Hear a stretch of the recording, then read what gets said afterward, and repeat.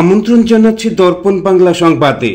দর্শক, কুষ্টিয়ার কুমারখালী বাগুলাট ইউনিয়ন বিএনপির দ্বিবার্ষিক সম্মেলন। কুষ্টিয়া প্রতিনিধি AKM নাজমুল আলমের পাঠানো রিপোর্টে দেখুন বিস্তারিত।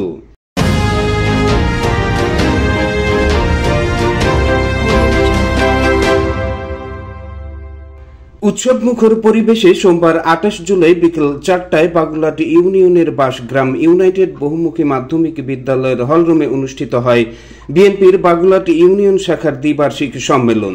নির্বাচনে সভাপতি হয়েছেন সাইদুল ইসলাম এবং সাধারণ সম্পাদক নির্বাচিত হয়েছেন আসাদুজ্জামান। অনুষ্ঠান সভাপতিত্ব করেন কুমারখালী উপজেলা বিএনপির আহ্বায়ক আলহাজ নুরুল ইসলাম আনসার প্রামাণিক। প্রধান অতিথি ছিলেন কুষ্টিয়া জেলা বিএনপির সদস্য আব্দুল মঈদ বাবুল।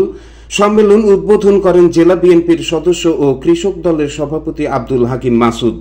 সম্মেলনে প্রধান বক্তা হিসেবে বক্তব্য রাখেন অ্যাডভোকেট জাকারিয়া মিলন। বিশেষ অতিথি হিসেবে উপস্থিত ছিলেন মামুনুর রশিদ মামুন, কাজী মমিনুল হক পলাশ, শাহজাহান আলী মোল্লা, হাজী মাকসেদুল মমিন সহ উপজেলা ও পৌর বিএনপি এবং অঙ্গ সহযোগী সংগঠনের নেতৃবৃন্দ।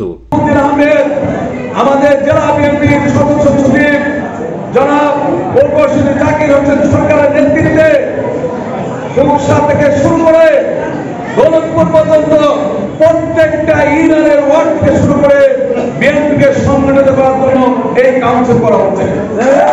এই কাউন্সিল হচ্ছে নির্বাচনের মাধ্যমে আমাদের বিএনপির দুইজন নেতা আহ্বায়ক এবং সদস্য মহোদয় আমাদের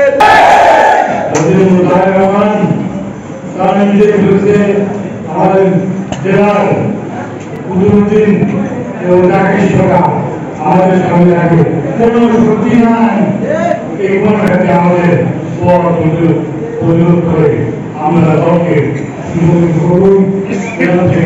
সম্মেলনের শেষ পর্যায়ে সভাপতি হিসেবে সাইদুল ইসলাম এবং সাধারণ সম্পাদক হিসেবে আসাদুজ্জামানের নাম ঘোষণা করা হলে উপস্থিত নেতৃবৃন্দ তাদের ফুলেল শুভেচ্ছা দিয়ে বরণ করে নেন।